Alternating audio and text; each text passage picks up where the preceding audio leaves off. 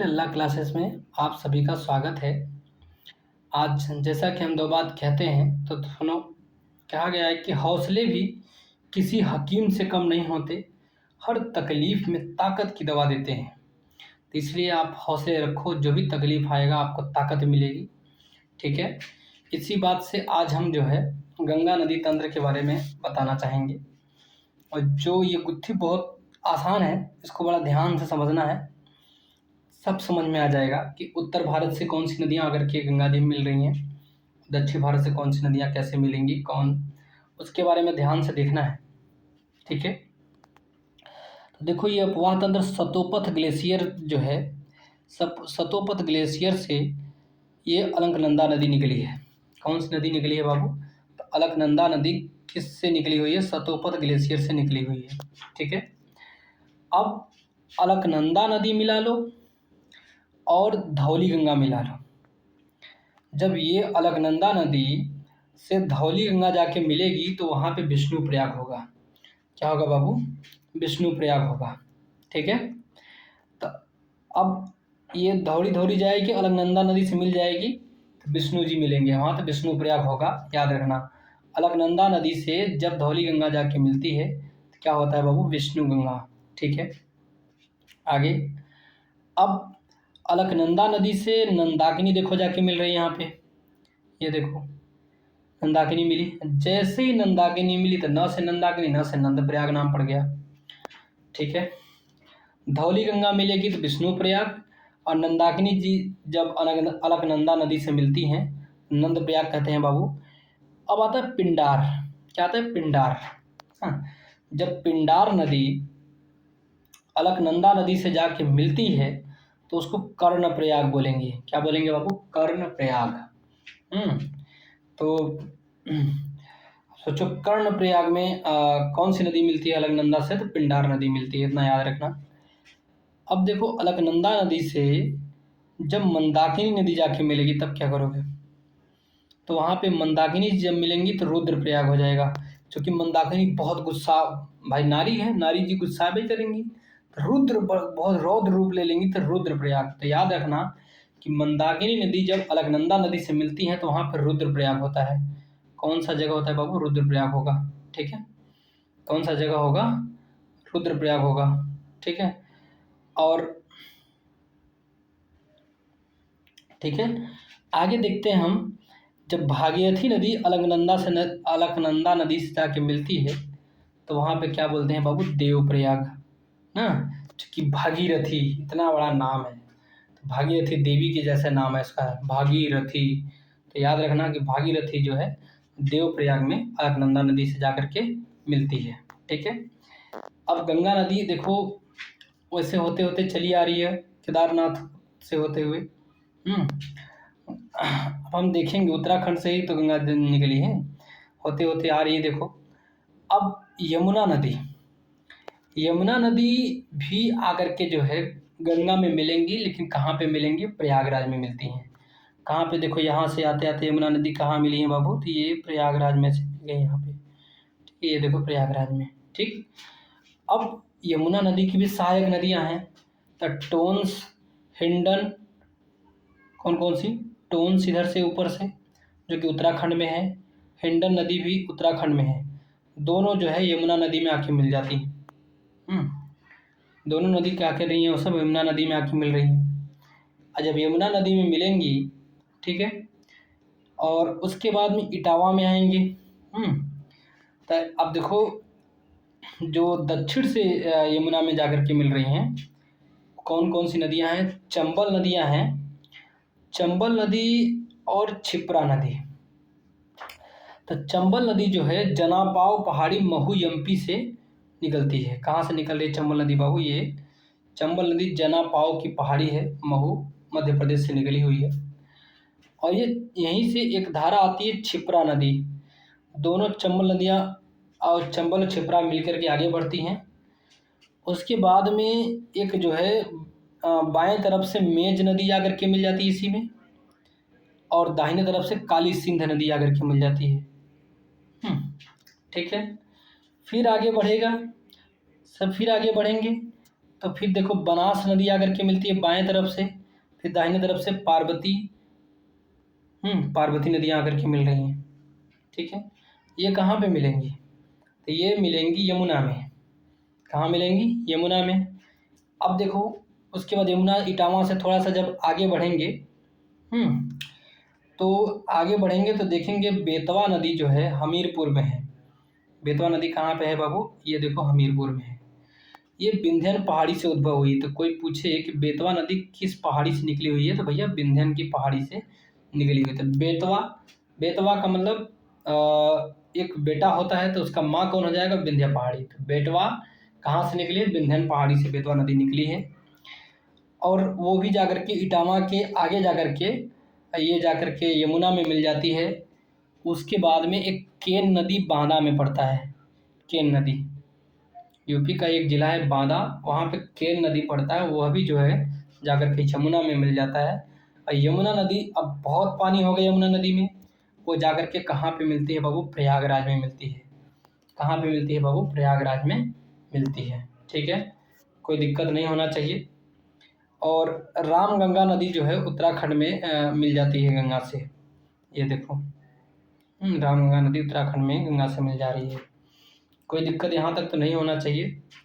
अब कर्मनासा चौसा, चौसा का एक जगह है कर्मनासा नदी जाकर के गंगा में मिलती है। कर्मनासा नदी भी गंगा में डायरेक्ट जाकर के मिल रही है। अब हम ऊपर से देखेंगे उत्तर से कौन सी नदियाँ, जैसे गोमती नदी गंगा में आकर के मिल रही है। ये देखो गोमती नदी गाजीपुर में आकर के गंगा से मिल रही है। गोमती नदी आकर के गंगा में मिल रही है, तो गाजीपुर जिले में मिल रही है। आगे हम देखेंगे, देखो मिलाम हिमालय से नेपाल से एक शारदा नदी निकलती है। ठीक है, और घाघरा एक धारा में बढ़ जाती है, घाघरा शारदा। और ये घाघरा नदी छपरा में आकर के, कहाँ पे? छपरा में आकर के जो है गंगा से मिलेगी। कहाँ पे मिलेगी? छपरा में। तो घाघरा नदी कहाँ मिलती है? गंगा से छपरा में मिलती है, इतना याद रखना। घाघरा नदी गंगा से कहाँ मिलेगी बाबू? तो छपरा में आकर के मिलेगी। अब नेपाल हिमालय से एक नदी निकलती है गंडक नदी। गंडक नदी भी आकर के जो है गंगा में मिल जा रही है। आगे उत्तर भारत का पहले देख लेते हैं। फिर गोसाई धाम तिब्बत से एक नदी निकलती है कोसी नदी। गोसाई धाम तिब्बत से एक नदी निकलती है कोसी नदी, ये भी गंगा में आकर के मिल रही है, जो कि बिहार में पड़ेगा। महानंदा भी जो है आकर के ये गंगा में मिल जाती है। अब ब्रह्मपुत्रा ये आकर के बांग्लादेश में मिलती है गंगा से, उसको जमुना कहा जाता है। क्या कहा जाता है? जमुना। ब्रह्मपुत्रा नदी जब बांग्लादेश में गंगा से आकर के मिलेगी तो उसको क्या कहेंगे बाबू? जमुना कहेंगे। क्या कहेंगे? जमुना कहते हैं। ठीक है, ये देख लिया आपने।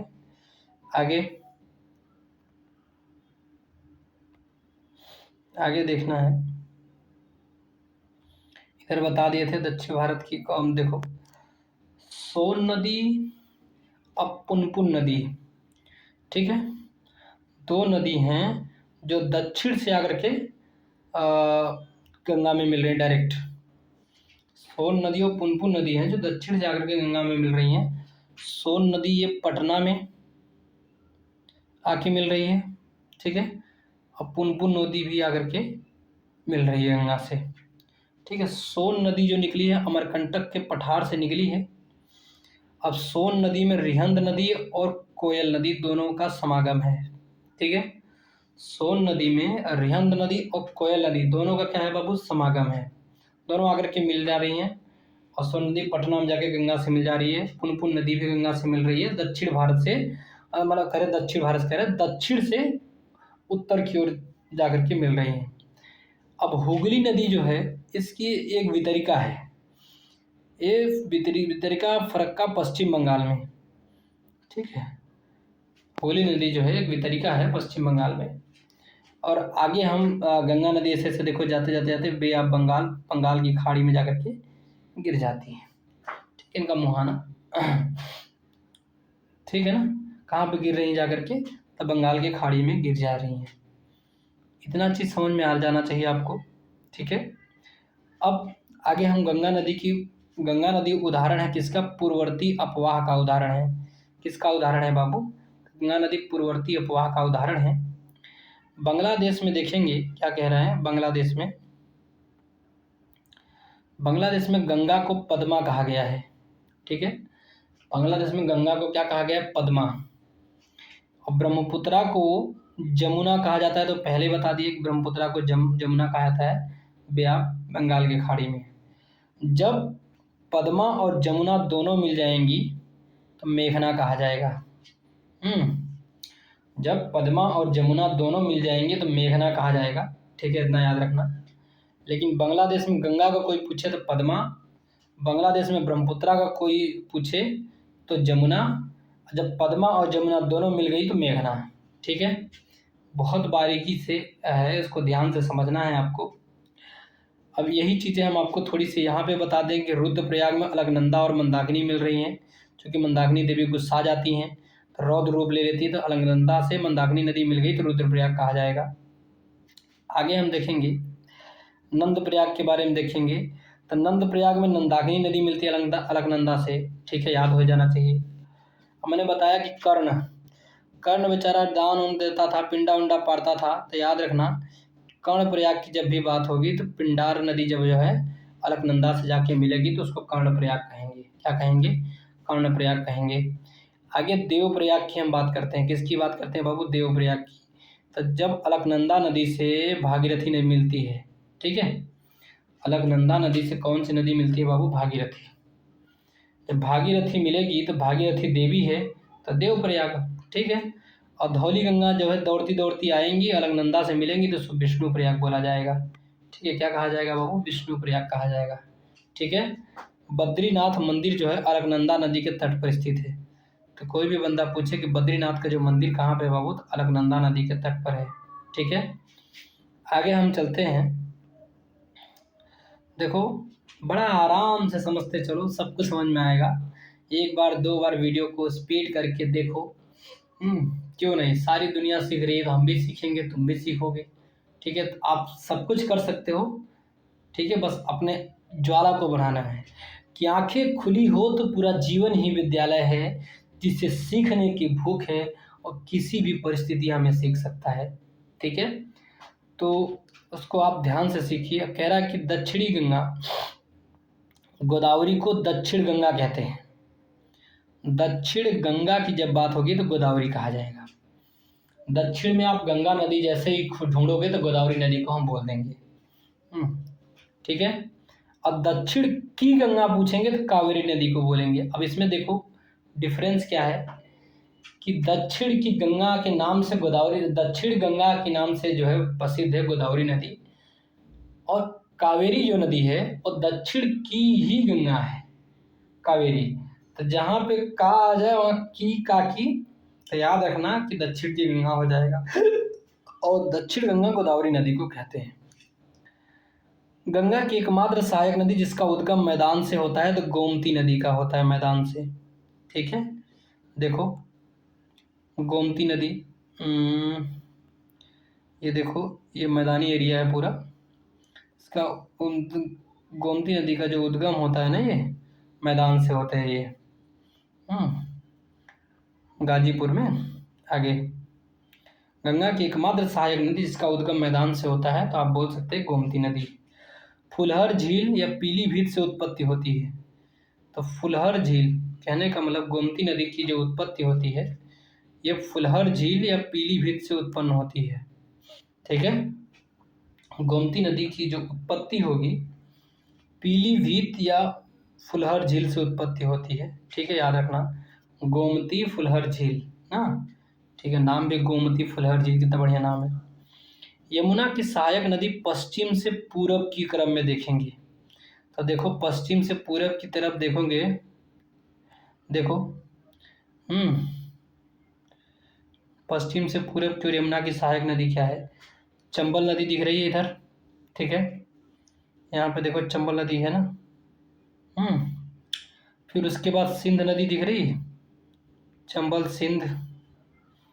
उसके बाद में बेतवा नदी दिख रही, चंबल, चंबल के बाद सिंध, सिंध के बाद में जो है बेतवा नदी कहाँ पे दिख रही है? यहाँ पे दिख रही है। ठीक है। और उसके बाद में केन नदी देखो, ये केन नदी पश्चिम से पूरब की ओर जो है, पूछ लिया कि यमुना की सहायक नदियाँ चंबल, सिंध, बेतवा, केन। ठीक है। यमुना और सोन के मध्य जल विभाजक का कार्य करती है तो कैमूर श्रेणी। यमुना नदी और सोन नदी, सोन नदी कहाँ पे देखने को मिलेगा आपको, यहाँ मिलेगा। और यमुना नदी आपको देखने को कहाँ मिलेगा बाबू, यहाँ मिलेगा। इनके बीच में जल विभाजक का जो काम करती श्रेणी है, कैमूर की श्रेणी। कौन की श्रेणी है बाबू, कैमूर की श्रेणी है। कौन की श्रेणी है, कैमूर की श्रेणी है। आगे हम देखेंगे प्रमुख नदियों के जल ग्रहण क्षेत्र। अब कौन सी प्रमुख नदियां हैं, उनका जल ग्रहण क्षेत्र कितना है। तो गंगा नदी का जो जल ग्रहण क्षेत्र है, इकाई, दहाई, सैकड़ा, हजार, 10,000, लाख, तो 9,07,000 किलोमीटर स्क्वायर इसका जल ग्रहण क्षेत्र है। हाँ, तो आपको याद रखना चाहिए कि 907,000 किलोमीटर स्क्वायर। अगर सोन नदी का देखेंगे तो 70,000, कितना बाबू, 70,055 किलोमीटर स्क्वायर इसका जल ग्रहण क्षेत्र है। किलोमीटर स्क्वायर सोन नदी का 70,000। सोचो गंगा से बहुत छोटी है सोन नदी, क्योंकि सोन नदी दक्षिण से जाकर के मिल रही गंगा में। अब आता है गंडक का देखेंगे तो गंडक ये नेपाल से निकली हुई है गंडक। तो ये गंडक जो है 45,731 किलोमीटर इसका जल ग्रहण क्षेत्र है गंडक का। कितना, 45,731 किलोमीटर स्क्वायर। ठीक है। मोरीबंद डेल्टा किस डेल्टा का उप विभाग है, तो बंगाल डेल्टा का जो उप विभाग है उसको हम मोरीबंद डेल्टा कहते हैं। हम बंगाल डेल्टा में जाएंगे, उसका उप विभाग देखेंगे तो मोरीबंद डेल्टा है। ठीक है। बंगाल डेल्टा को सुंदरबन डेल्टा भी कहते हैं। इसको दो भागों में, पश्चिमी निष्क्रिय डेल्टा और पूर्वी सक्रिय डेल्टा, सक्रिय मेघना डेल्टा बोलते हैं। तो जो बंगाल डेल्टा है सुंदरबन का, दो भागों में बांटेंगे। पश्चिमी निष्क्रिय डेल्टा बोलेंगे जो निष्क्रिय होता है, और पूरब की ओर जो है सक्रिय होता है, जिसे मेघना कहते हैं। जो कि जमुना और पद्मा दोनों मिल रही हैं, तो यहाँ पे मेघना बोला जाता है। पश्चिमी निष्क्रिय डेल्टा को पुनः 3 भागों में बांट देते हैं। अच्छा। पश्चिमी निष्क्रिय डेल्टा को पुनः कितने भागों में बांटेंगे बाबू, 3 भागों में, विभागों में, उप विभागों में बांट देंगे। तो ये जो है मोरीबंद डेल्टा जो था बाबू, वो पश्चिमी निष्क्रिय डेल्टा का भाग है। प्रौढ़ डेल्टा बोलेंगे उसको, ज्वार सक्रिय डेल्टा बोलेंगे, क्योंकि ये निष्क्रिय है। तो मोरीबंद डेल्टा, प्रौढ़ डेल्टा, ज्वार सक्रिय डेल्टा, ये जो है पश्चिमी निष्क्रिय डेल्टा का उप विभाग है। बिहार के कितने जिले गंगा नदी के किनारे स्थित है, तो 12 जिले ऐसे हैं जो बिहार के गंगा नदी के किनारे स्थित है। अब देखो क्या होता है, क्वेश्चन पूछ लेता है कभी कभी कि बिहार के कौन सा जिला जो है गंगा नदी किनारे स्थित है या नहीं स्थित है। तो सारण जो है गंगा नदी के किनारे है, बक्सर भी, भोजपुर, पटना, वैशाली, समस्तीपुर, बेगूसराय, लखीसराय, मुंगेर, खगड़िया, भागलपुर, कटिहार। ठीक है।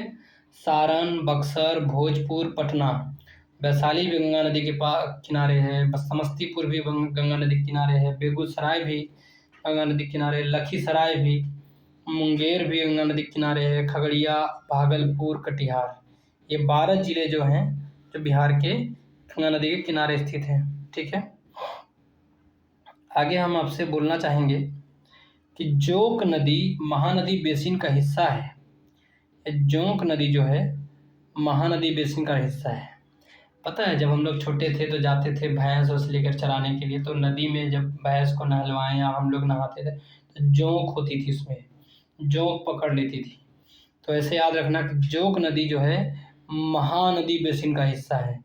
जोंक बड़े महान होते थे, बताओ पानी में क्या मालूम कि वो कौन है, पकड़ लेते थे, खून चूस जाते थे। तो जोंक नदी महानदी बेसिन का हिस्सा है। पुनपुन, अजय, जलांगी नदी गंगा नदी बेसिन का हिस्सा है। तो पुनपुन नदी ले लो, अजय ले लो, जलांगी नदी ले लो, ये सब जो है गंगा नदी बेसिन का हिस्सा है। तो ठीक है, किसका, गंगा नदी बेसिन का हिस्सा है, इतना तो याद है ना।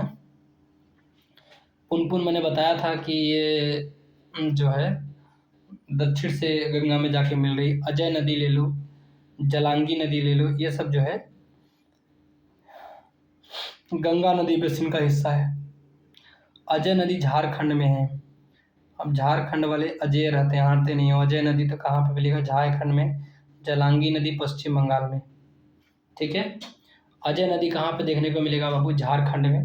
और जलांगी नदी पश्चिम बंगाल में। पश्चिम बंगाल वाले खूब जलाते हैं, तो जलांगी नदी कहाँ पे मिलेगा बाबू? पश्चिम बंगाल में मिलेगा। और अजय नदी कहाँ पे है? तो झारखंड में।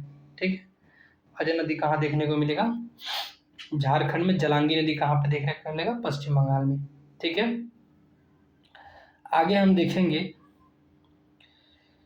आगे थोड़ा सा इसको देखने के बाद फिर इसको समझाएंगे। या मैप पहले देख लो, ब्रह्मपुत्रा नदी तंत्र का मैप देख लो। ठीक है, फिर ज़्यादा समझ में आएगा। अब देखो, ब्रह्मपुत्रा नदी जो तंत्र है, तो इसकी एक दाहिने हाथ एक बाएं हाथ। ठीक है, तो जो दाहिने हाथ से नदियां आकर के मिल रही हैं, एक सुबनसिरी आकर के मिल रही है दाहिने हाथ से। फिर उसके बाद में दूसरी नदी है कामेंग।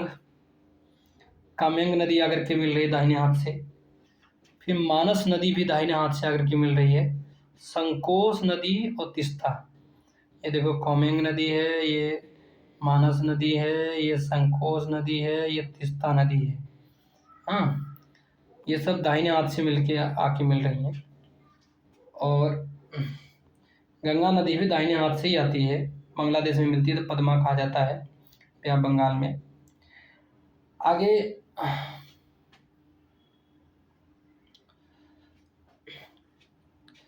कहने का मतलब ये है बाबू, ये दाएं बाएं का जो कंसेप्ट है, इसको थोड़ा सा सुधार लेना है। कहने का मतलब ये है कि जो सुबनसिरी है, कामेंग है, मानस है, संकोश है, तीस्ता है और गंगा नदी, ये सब ऊपर से बाएं हाथ की तरफ से आकर के नदियां मिल रही हैं।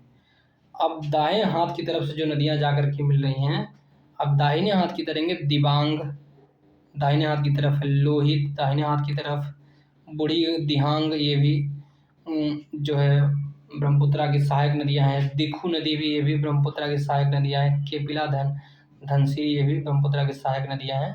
तो दिबांग, लोहित, बूढ़ी दिहांग, दिखू, केपिली, धनसिरी, ये सब जो है दाहिने तरफ से आकर के ब्रह्मपुत्रा में मिल रही हैं। ठीक है, ऊपर जो बताए सुबनसिरी, कामेंग, मानस, संकोश, तीस्ता, ये सब जो है बाएं हाथ की तरफ से आकर के मिल रही हैं ब्रह्मपुत्रा में। और उसकी सहायक नदियां दाहिने तरफ से सहायक नदियां हैं। तो दिबांग, द से दाहिने, द से दिबांग शुरू होता है। दिबांग, लोहित, बूढ़ी दिहांग, दिखू और केपली धनसिरी। ठीक है, आगे हम देखेंगे इसके बारे में थोड़ा सा। मानसरोवर झील तिब्बत के पास उद्भव स्रोत कितनी नदियों का है? तो कौन कौन सी नदियां हैं जो मानसरोवर झील तिब्बत के पास से उसकी उत्पत्ति हुई है? तो ब्रह्मपुत्रा नदी भी मानसरोवर झील तिब्बत के पास से निकली है, सतलज और सिंधु ना। तो ब्रह्मपुत्रा, सतलज और सिंधु, ये तीनों नदियां कहाँ से निकली हैं? तो मानसरोवर झील तिब्बत से निकली है। ठीक है, आगे हम देखेंगे लोहित और सुबनसिरी नदियां। कौन? लोहित नदियां ले लो, सुबनसिरी नदियां ले लो। लोहित और सुबनसिरी नदियां अरुणाचल प्रदेश में बहती हैं, जबकि बराक नदी मणिपुर पहाड़ी से निकलकर मणिपुर, मिजोरम, असम से होकर बांग्लादेश में प्रवेश करती है। तो याद रखना कि लोहित और सुबनसिरी नदी जो है अरुणाचल प्रदेश में बहेगी। कहाँ बहेगी? लोहित और सुबनसिरी दोनों नदियाँ अरुणाचल प्रदेश में बहेंगी, जबकि एक बराक नदी है वो मणिपुर पहाड़ी से निकलेगी और मणिपुर में बहेगी, उसके बाद मिजोरम में बढ़ेगी और असम में बढ़ेगी, और उसके बाद बांग्लादेश में जाकर के प्रवेश कर जाती है। आगे ब्रह्मपुत्र नदी का बहाव क्षेत्र। अब ब्रह्मपुत्र नदी कहाँ कहाँ बहती है? तिब्बत में बहेगी, क्योंकि वहीं से निकल रही है तिब्बत के मानसरोवर से। बांग्लादेश में बहेगी, भारत में बहेगी ब्रह्मपुत्र नदी। आगे, लोहित ब्रह्मपुत्र की सहायक नदी है। लोहित ब्रह्मपुत्र की सहायक नदी है। अन्य नाम है खून की नदी। अब आदमी किसी आदमी को लोहा से तुम मार दोगे, खून तो बहेगा ही, तो इसको हमको खून की नदी कहेंगे। क्या कहते हैं बाबू? खून की नदी। क्या कहते हैं बाबू? खून की नदी कहते हैं। कामेंग नाम से अरुणाचल प्रदेश में, जबकि जिया भरेली नाम से असम में जाना जाता है। लोहित नदी जब अरुणाचल प्रदेश में बहने जाएगी तो उसको कामेंग के नाम से बहेगी। लोहित नदी ही जब अरुणाचल प्रदेश में जाएगी तो कामेंग कहा जाए, कामेंग कहा जाता है। और लोहित नदी जब असम में जाके बहेगी तो उसको जिया भरेली कहेंगे। असम वाले कहेंगे कि ये नदी जो है जिया भर देती है। वाह!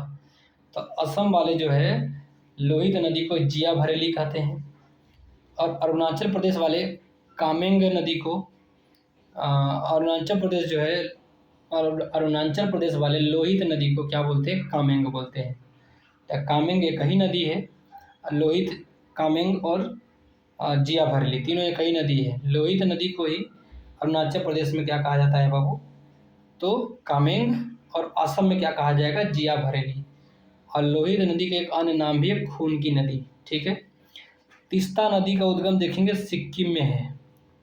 तीस्ता नदी का उद्गम कहाँ पे देखने को मिलेगा? सिक्किम में। अब तीस्ता नदी की सहायक नदी है रंगित नदी। तो तीस्ता सिक्किम, स से तीस्ता उसमें भी आ रहा, सिक्किम इसमें भी आ रहा। तीस्ता नदी सिक्किम में इसका उद्गम है। और सहायक नदी, अब तीस्ता की दोस्त कौन बनेगी? तो रंगित। कौन बनेगी? इसमें भी था, इसमें भी था। तो तीस्ता की जो सहायक नदियां हैं वो रंगित नदी मिलेगी। पहले यह गंगा की सहायक थी। तीस्ता नदी यह पहले गंगा की सहायक थी, वर्तमान में ब्रह्मपुत्र का सहायक है। अच्छा, तो गंगा ने पहले इसको सहायक थी। गंगा पहले ये गंगा की दोस्त थी, लेकिन अब गंगा से दोस्ती खत्म हो गई तीस्ता नदी की, अब ब्रह्मपुत्रा की सहायक नदी है। ऐसा 1787 की बाढ़ के कारण मार्ग परिवर्तन से हो गया था।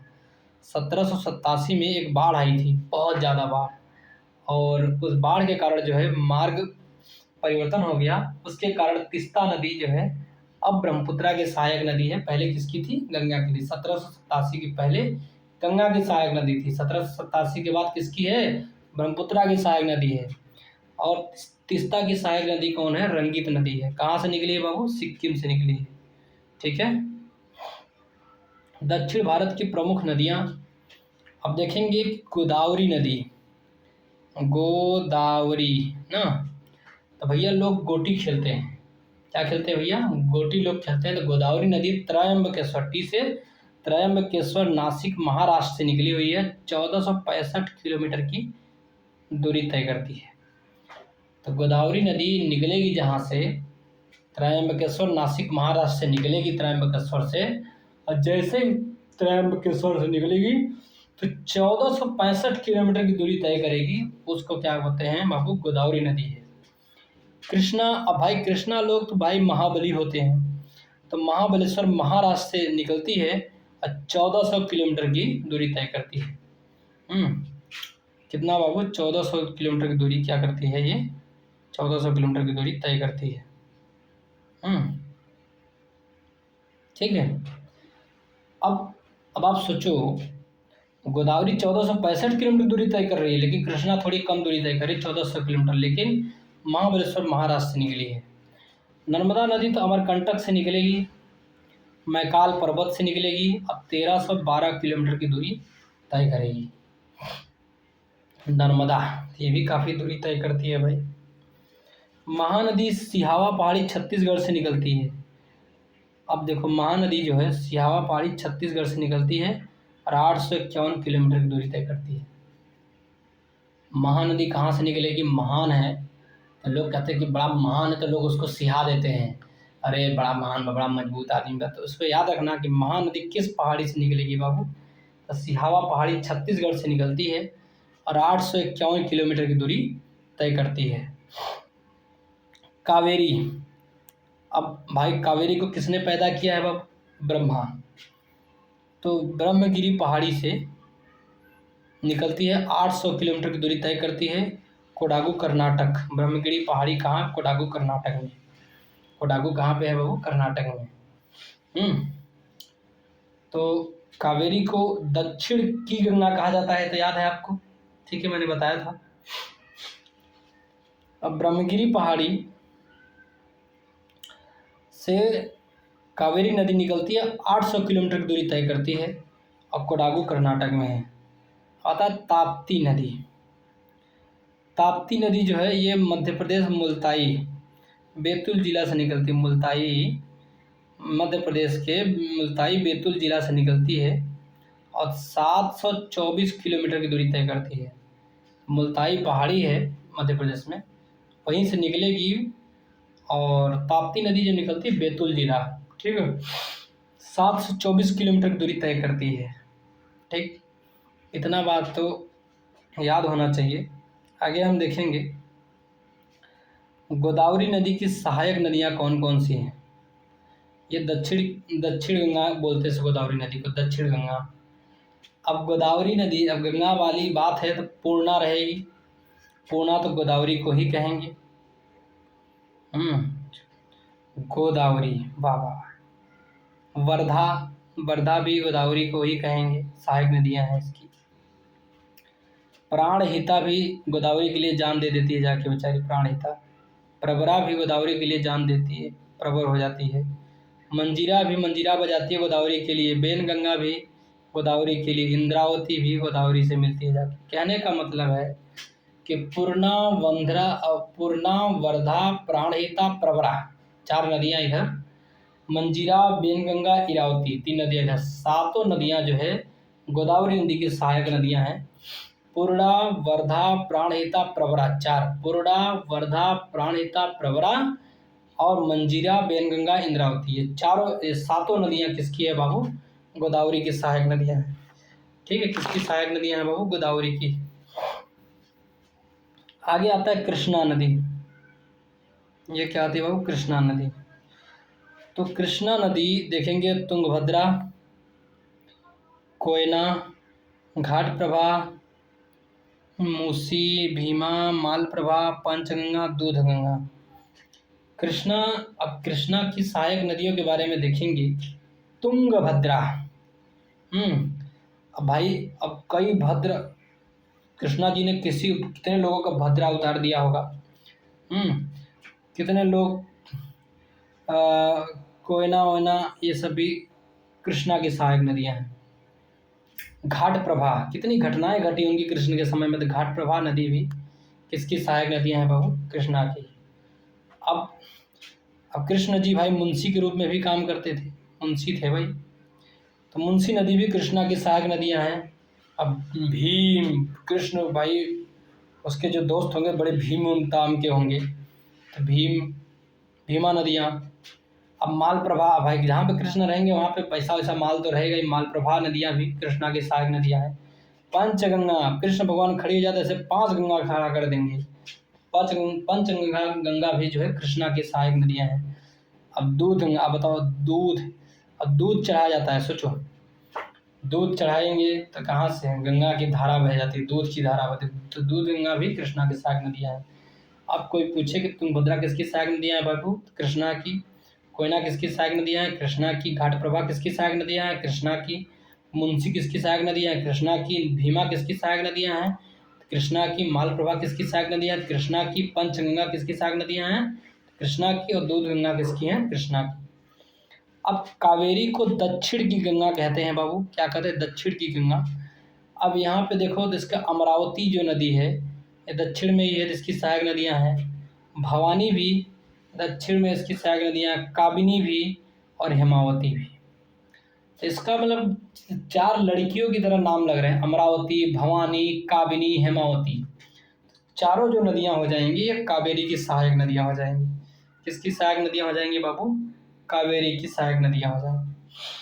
मैंने बताया था कि जोंक नदी जो है महानदी बेसिन का हिस्सा है, बता दिया था पहले ही। अब महानदी है भाई, शिवनाथ जी महाकाल तो है ही, तो शिवनाथ नदियाँ जो है किसकी सहायक नदियाँ हैं? तो महानदी का। अब हंसदेव, हसदेव, अब शिवनाथ जी बोलेंगे हा हा हा हंसेंगे, तो ये भी महानदी। ईब और तेल। हाँ, जब आदमी ऊब जाता है तो तेल लेकर के मालिश करता है। तो महानदी की सहायक नदियाँ हैं। तो कहने का मतलब है कि महानदी की सहायक नदियाँ में पहले तो जोंक याद आ जाता है।